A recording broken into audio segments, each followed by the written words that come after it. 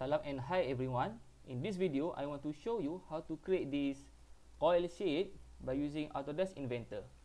Okay, now let's open the new file. Okay, we choose metric standard millimeter.ipt. Then we click to this create button. Okay, here we can start the 2D sketch like this.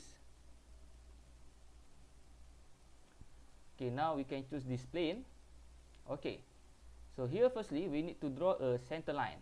Okay, so we choose line, then start from the center, then move upward. We put distance 20 for example. Okay, right click. Okay, now we are going to change this line to center line. Okay, you can see this center line icon. Okay, alright. Next, by using the rectangle 2 point, we just draw a rectangle like this. Okay, we put the distance, the dimension 2, press tab key, then we put 1.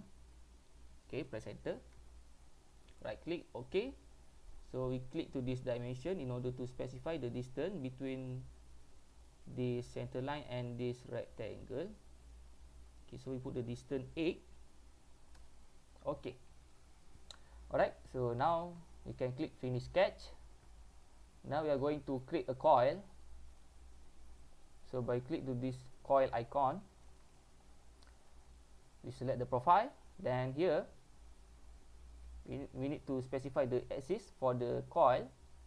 Then we click to this axis. So you can see it move upward. We need to move downward. So you can click to this icon. Okay, you can see that. Then go to the coil size tab. Here we choose the type, pitch and height.